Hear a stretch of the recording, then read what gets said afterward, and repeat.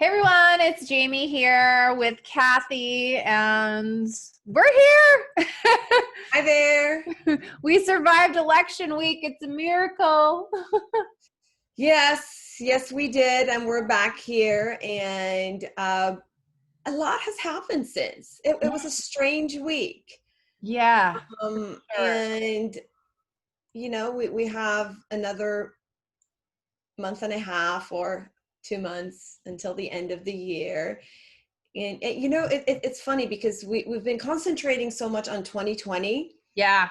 Jamie, and I think it's good. But I'm sort of also have this sense of worry that subconsciously we're thinking that, okay, 2021, things are just going to turn around. And I mean, I think we know it doesn't work that way, but we get conditioned and we're like, okay, this year around, it's going to be better. 2020 was horrible. We're not going to be celebrating birthdays. We'll start doing it in 2021. Yeah. But, the way things are going, this is not something that magically just goes away in 2021. It's, if anything, it's probably gonna, I mean, I don't want to say it gets worse, but it's going to get deeper before it gets up. And how do we sort of deal with this?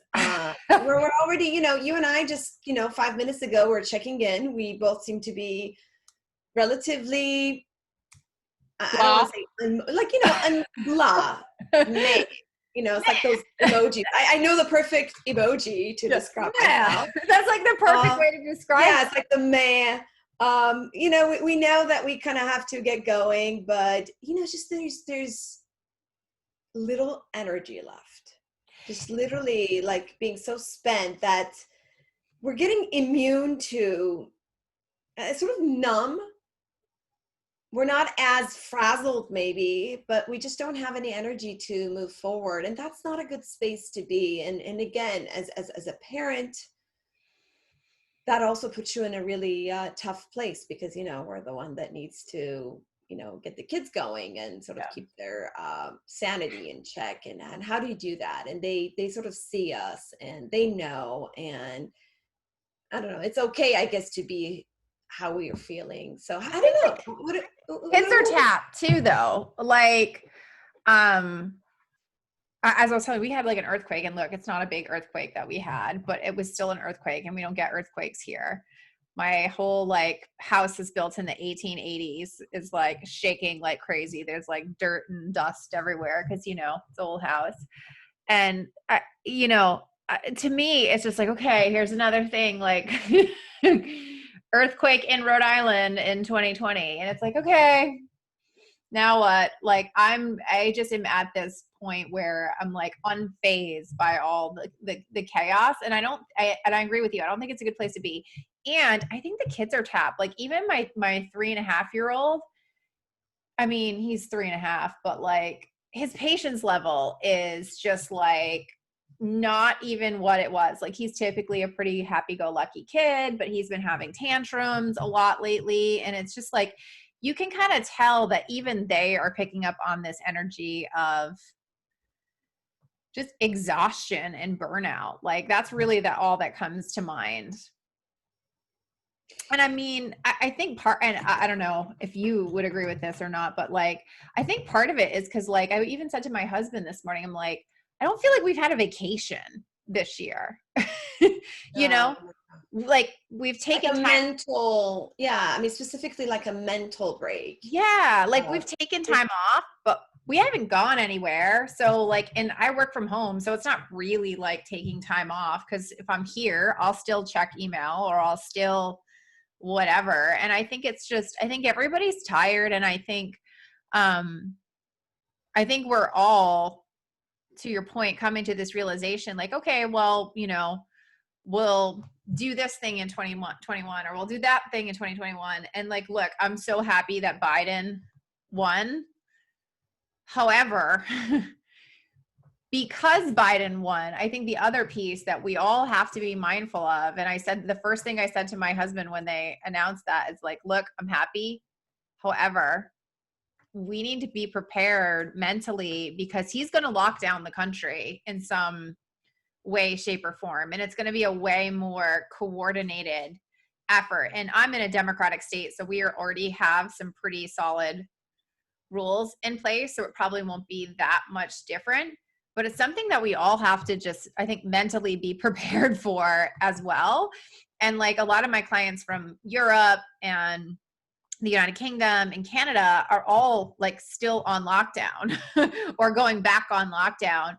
And it's coordinated, like everybody's on lockdown. It's not like here, like I can go drive to Connecticut and go do what I want to do, you know, or go drive to wherever. And I think that we have to kind of shift out of this mindset of waiting for when things go back to normal, because it's not going to be the same. It's not the same. No, and you're right. It's, coordination and a centralized effort definitely helps this, but it also brings about a more sort of profound effect before it gets better. So, definitely people in different capacities are going to deal with it differently. And listen, we've got just different thresholds, like even young people, these are like college age kids that, just dealing with this sense of lockdown is I'm sure not easy.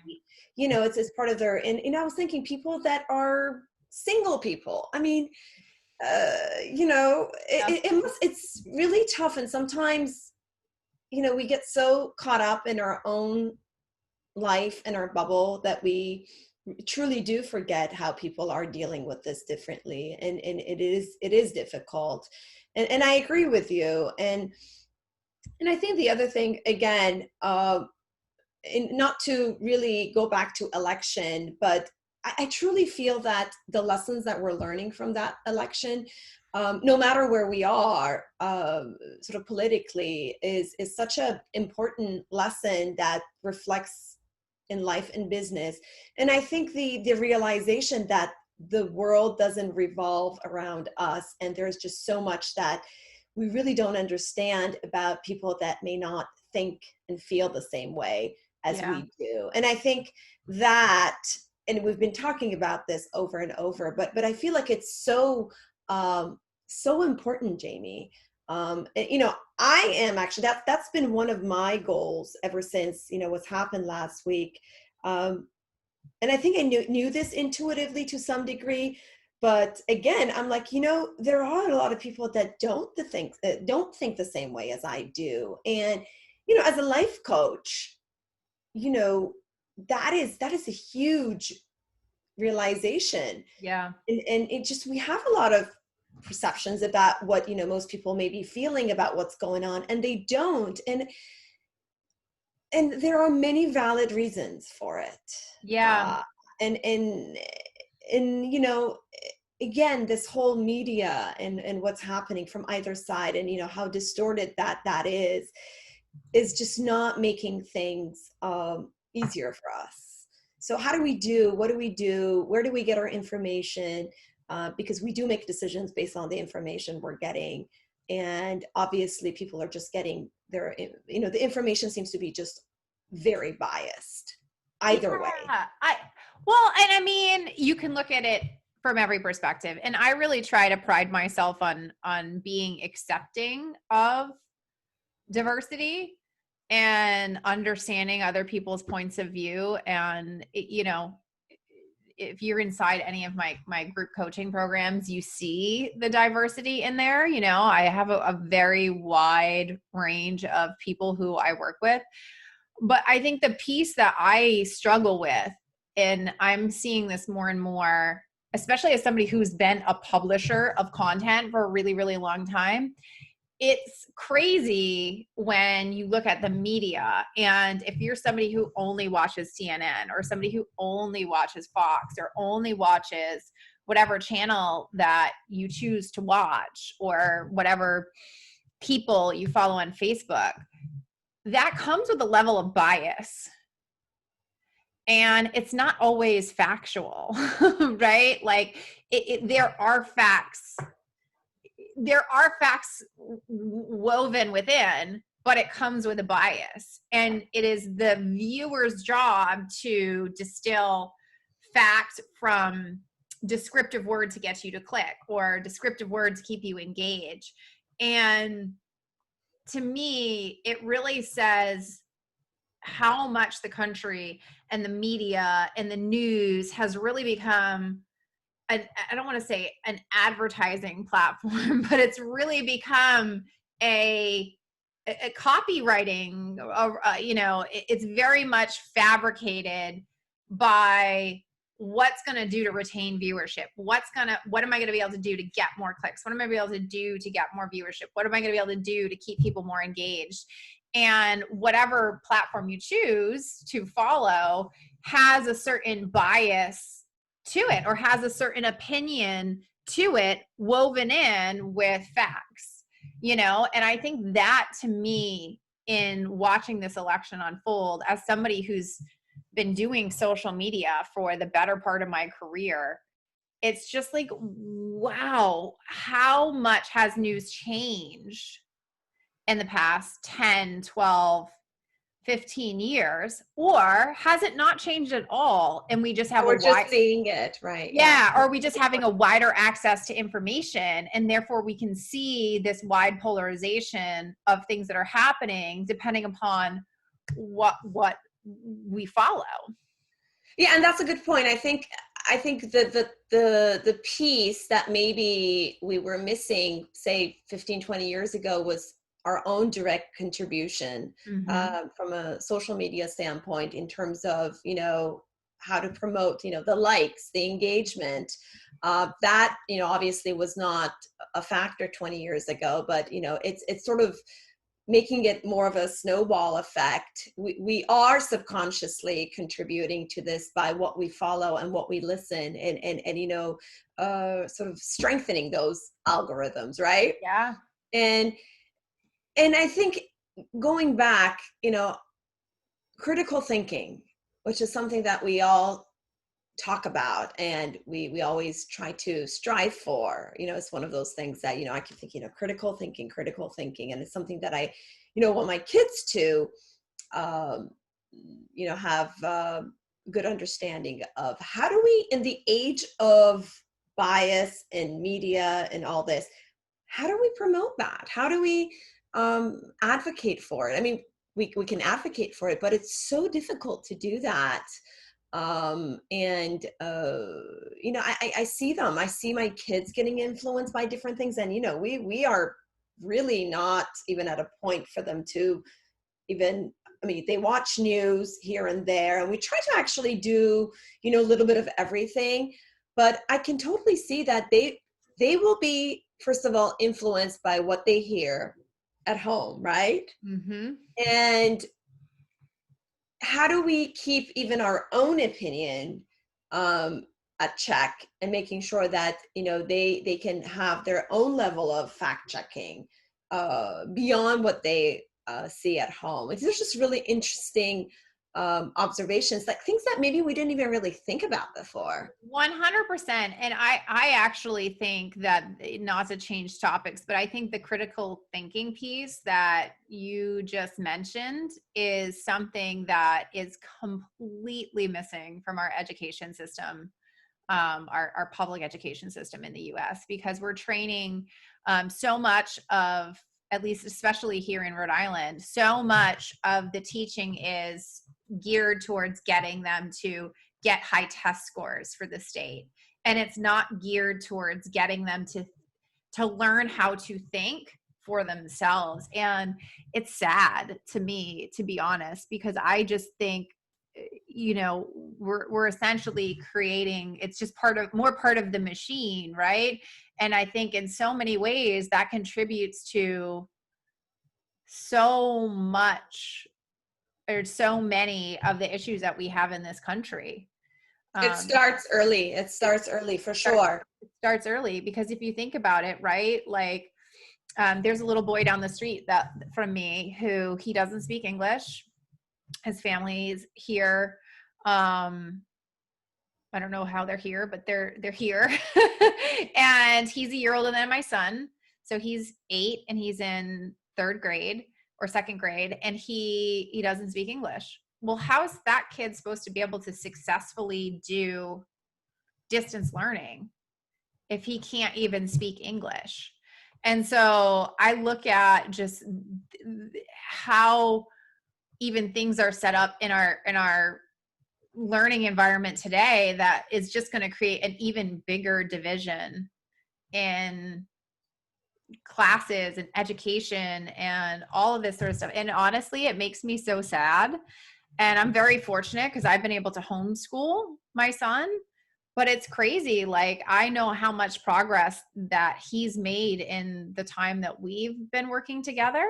And he was a kid who did kindergarten twice because he was struggling with English and reading. And now he's like reading at a second and a third grade level, and he's in first grade. And so I'm like, where is this gap that we're missing? And I'm sure part of it is personal attention, right? Like catering towards the kid. But I just think you see this and it shines a spotlight on where so many things just originate from in our society that we really just need to figure out how to address. No, I agree. It's such a big topic. I know. I'm sorry. It's I think we have so many different things going on right now, Jamie, that it's actually really hard to concentrate on a single topic for It's so true. conversation, because we're also seeing such a connection, and sort of, you know, they're all influencing each other in I some know. ways. So even if you're trying to stick to one, you see how everything is sort of influencing different things. And in some ways it seems like it's in this orchestrated sort of scenario for, you know, I know, and people talk about this, it's just like, you know, it's all of a sudden just on our dashboard. Yeah. And yeah, you know, and the dashboard there. The dashboard. It's always been there, but now we're just like, boom, we're seeing it. Have you We're ever overwhelmed, but I also feel like underneath all that sense of overwhelming anxiety and just burnout, there's still opportunity to do some really good stuff. And, you know, maybe that's the optimism. Have you ever Go ahead. No, go ahead. You know, I think what I'm seeing right now is people are learning that a lot of change that, you know, it's coming from really grassroots and sort of individual and community level perspective. That's what we're seeing. And I feel like this is the time that people, I mean, yeah, you know, there's this, you know, government and, you know, all these different players, but we're also seeing that we need to go back to the roots and all really evaluate what's happening and make those changes at a family, individual, family, and also community level. And yeah. I mean, I'm seeing that. I'm seeing even like, you know, in school, you know, we had some problems with our school. Parents got together. They're organizing these meetings, you know, Zoom meetings, even like distant playground meetings that people are talking. And I told you 2 weeks ago, we were going to have this issue with going back to schools partially, and people were not for it. Parents got together. It got delayed, thankfully. There is a lot of things that are happening from a very grassroots perspective. And I think that's really cool. Yeah, and I think that's where a lot of change has to happen from, right? Like, and I don't, I think we want to, I think it's easier to point fingers and say, oh, well, the president did this, or the Senate, or the House, or whatever, because then it's not, we don't have to take ownership over that, right? But with our local and our state government, or even just like even community and just like neighborhood. I mean, I'm going even beyond that, like even a smaller group. There is a lot that's happening, and you know, unfortunately, those news are not as you know, not as headline worthy coverage. We're not seeing that, but that is really what's happening. And And I think this younger generation, I don't know, yeah, would that be the Gen Z? Are we looking at Gen Z? Are kids Gen I think Z, Kim's or are Gen we Z. like, yeah? I think so. I'm not Yeah, 100% I think sure. I don't know. I have high hopes for them. I know they're going through a lot, but I feel like they're also getting exposed to a lot of things that maybe was just not talked about 20 years ago. And 100% agreed. and and just seeing some of these, like say a little bit older than our kids, maybe kids in high school who just started college, I feel like these are going to be the future, and they're going to be actually involved, and not to, you know, bring down anything when it comes to millennials, but it's just, I think it is very situational. It does depend on what the world is going through, and what we need to deal with. And Gen Z just had to go through, I mean, look at just the last 10 years, from a climate change perspective, from all these other issues, social, racial, these the things that our kids generations had to go through. It's huge. Yeah. Yeah, agreed 100%. And I think it's you said something earlier about the dashboard, right? Everybody's dashboard. And have you ever seen that movie Inside Out? It's a Disney Pixar movie. Yes. And it's got it starts with this girl, she's probably a 12-year-old girl, and it's like anger, sadness, joy, fear, and I think there's one other more, disgust, right? And in the movie, it goes from having these 5 emotions, and all 5, and they're all built in like this spaceship, right? It's really cute if you haven't seen the movie. And they've each got their own little world, right? With these happy memories and all this sort of stuff.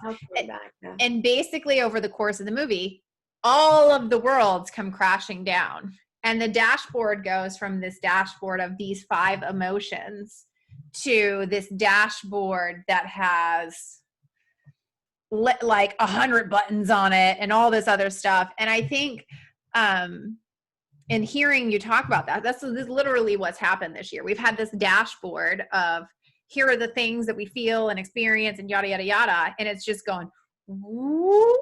And I think it's hard to navigate that bigger dashboard, and every single thing that you're talking about here, it's all a different aspect. And I think it gets more complicated, Jamie, when you actually can feel opposing emotions about things. Yep. We're normally trained to think that we either like something or we don't, or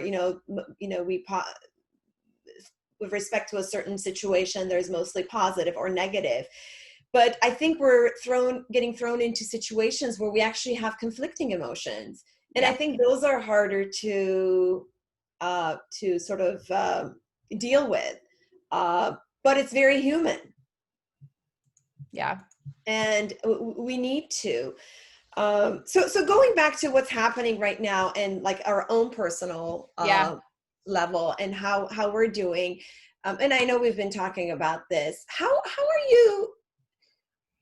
are you using this situation? I mean, this situation, like everything that's going on, what changes or that you are specifically implementing in your own work specifically?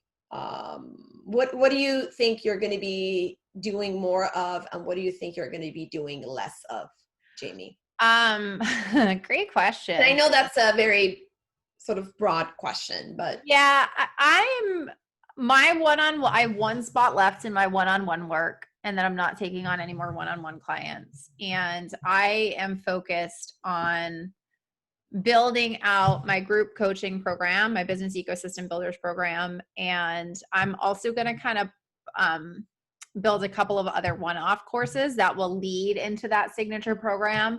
And part of the reason why I'm doing that is I've wanted to do this for 10 years. I've wanted to have courses and programs, and I've never really prioritized it because there's always been something that's going on. And I have on my board, there's a little note to make a podcast about perfect timing. And I always had in my mind, like, oh, when the kids went to school, I would do this, or when this other thing happened, I would do this. And I'm personally realizing that I don't want to work 90 hours a week in front of clients. Like, I am doing 2 days, 8 hours doing calls, and I'm exhausted after doing that. And I know that I have a gift to give the world, and I want to make a really, really big impact. And I can't do that if I'm constantly in this one-to-one trading dollars for hours scenario. And so I'm taking out phase 1 of my business ecosystem builders program and running it as a standalone course called the Foundation, because I think everybody needs that. And then that will drive traffic into my business ecosystem builders program. And then I have a couple of like $99 things that I'm doing. So I'm kind of parsing out pieces so that people can take a taste of certain things so that they can move forward with more ease. Because I think one thing that has happened as a result is people either they have no problem spending the money to go one-on-one for 6 months and get that true support. But I think people are being more cautious about dropping 2, 3, 4, 5, 6 grand in a group experience with everything that is going on. Just more mindful of the economic piece. And so to me, I've wanted to do this for a long time anyways. I'm just kind of pulling out the pieces that I know that people need out of the gate and then implementing those. Like I've already mapped it out. These are all of my 2021 ideas to implement. And I'm just going to go through and start working on one a month, because I think that's where my brain's at. And that's what I'm seeing that the market needs. And it's also, nobody wants to do like the foundational pieces because it's not as sexy. And so that's where I'm at, but I'm also of the mindset where I'm trying to limit the number of hours that I'm sitting in front of the computer and really just be able to give more and be a really present and exceptional mother, because that's important to me. I don't want to have to choose my business or my children. I believe that you can have your business, you can be an exceptional entrepreneur and an exceptional business owner, and that's where I'm at. So those are the things that I am implementing and pivoting. And I think it's a great time to do it because that's what people need the support of. Absolutely. So at the end of the day, your perfect time came in the middle of the pandemic when you have to homeschool your kids. Yeah. And the irony, right? The irony, but, right? You know, it is. I think a lot of times people want to wait. They want to like, let me just put this off. Like I just had a lady who just sent me a message. She's like, I'm going to hold off on getting strategy support until I find out what's going on with whatever, insert whatever thing that she said. It was like a BS excuse. And it's like, you do realize that the current climate that we're in, it's not going to change. We have probably another year of this. And that's like, and I don't want to speak for anybody or whatever. In my mind, I'm prepping for another whole year of this. If it's less than that, woohoo, like, I will celebrate. But for me, I need to have that mental space. Right. And, you know, I think it's just one of those things. Like, if I know things are going to be like this for the next year, I don't want to sit by and let my business kind of fall apart. I want to be proactive about it and adjust. And pivot to how you can actually ride the wave, right? Right. I mean, and, you know, for people who are like, oh, well, you know, there's no money in a recession and yada, yada, yada. Go Google businesses who have made millions in a recession. I mean, many businesses that are massive today started in a recession as a result of finding an opportunity. And I think you have to push forward. It's hard because as we started this call, we're meh, you know? So I think it's hard. The whole universe is meh. It's hard to find that, but I'm finding just working on it an hour a day, and after a whole week, you're like, wow, look at all this progress I made, you know, with just 1 hour a day. And I think if we can if you're listening to this and you're like, oh, I'm going to wait, I'm going to whatever. And it's like, I challenge you to find an hour a day where you can just do something that your future self is going to thank you for. Yeah. You know, what about No, you? I agree. I think for me personally, and I have a lot of, I hear a lot of similarities in terms of, what you just said. And I think I'm realizing, first of all, the things that I really do not enjoy doing versus Yeah. what I do really like enjoying, and seeing the parallel with what I feel like the universe needs versus what may not be as needed. So I've been working on my online courses, and I think it was right about to get launched before COVID, and I think obviously COVID added a different dimension into how I want to approach it. So it's still the same concept, because it's how to optimize energy and well-being, and boy, is that something that we need right now. Yeah. But what I am focusing, and I agree with you with the whole one-on-one and group. I actually personally see a huge need for having group Agreed. settings, and I actually want to encourage clients that I might be working with, and I know there are different needs and different scenarios, to really take advantage of doing what they need to do in terms of coaching support in a group setting. But again, if there has to be a space where trust and understanding is something that they feel comfortable with. And again, we can talk about the issue of trust, Yeah. something people are having difficulty with. So my signature course, which I call it the Hero's Journey, and I'm using a lot of different elements of mythology and philosophy and psychology, and bringing that together, because I feel like at the end of the day, we're all stories, and we just love to sort of follow that narrative. And hero is a hero, that could be something in our mind, but making it through each day and doing what we want to do, that is a heroic sort of Yeah. act for many of us, and for specifically for many women right now. It's amazing what we're doing. But I think what I am inspired to do more of, maybe something that I didn't necessarily think about, is doing exactly this, creating more platforms and opportunities to actually have conversations with people that are doing different things, that may be seeing or experiencing a different perspective, or even similar, and having conversations. I think that has been something that keeps me going. And I've, just talking to different people, I know that that's also been very, very important. People are sort of going back into that. Hey, if we are not finding stuff on the media that can resonate with us, why can't we just get a group of people and bounce off ideas and Yeah. and sort of share perspectives? I think that's just really resonating with me right now, and I'm trying to see how I can use that in my coaching, because I think just everything is just uh, so connected. Yeah. 100% So, agreed. yeah, and again, there are great opportunities and sort of scenarios out there. It's just that again, going back to that dashboard, it is overwhelming right now to look at everything that needs to be done. But at least what has happened has sort of introduced this idea that we all need to have a bird eye view of everything that's going on in our lives, 100%. and just start, slowly, one by one, just tackle them.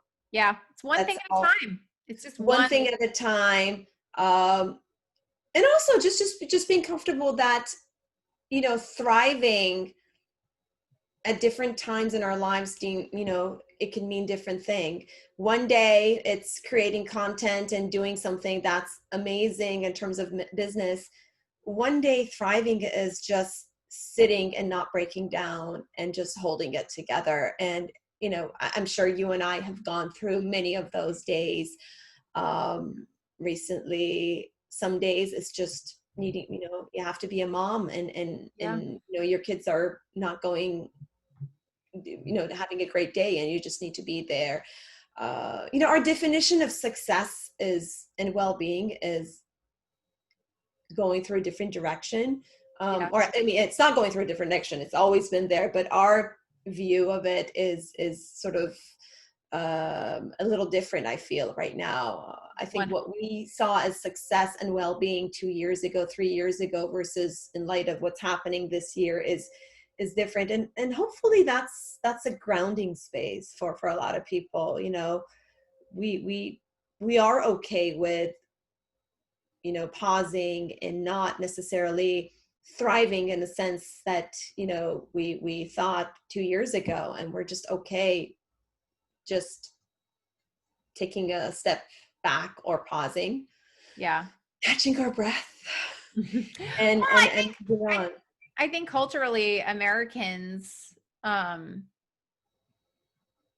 taught like, hey, you got to grind, you got to work 50, 60 hours a week. And for me, and also, and that's been good to some level. That's what, got US into where it is. It is look at it, last 200 years. It's just that it was linear, right? Yeah. I think. Well, I don't think it serves us well anymore, And no, and it doesn't mean that it was, but it right now is a time for rethinking and maybe modifying aspects of it. And I think if we are, and we talk about change and resilience and all those things, I think being so, for people that are having a harder time to adapt and change and not do things they used to do before, I think this is more of a difficult time. Yeah, 100%. Just being like, you know what, this is how things are, and this is how I need to change, and I need to be okay with it. Yep. 100% agreed. Yeah. So this change is probably going to go on for a little bit long. I mean, change is going to go on forever, but this specific time that we're going through, again, it's not going to be over in 2021. But you know what? We're learning, we're connecting, just and going through all the emotions. Yeah, let's experiencing all the emotions, and hopefully, another day, another set of opportunities, and we'll go through it. Yeah, for sure. Right. Awesome. Yeah. Well, all right.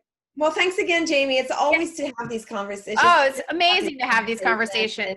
Yeah. It's amazing to have these. And if you're listening and there's a topic you want Kathy and I to talk about, don't hesitate to reach out and let us know, because we're open books. We want to talk about all the things. All right. Awesome. Thank you. Right, have a great day, Jamie. You too. Bye. Bye.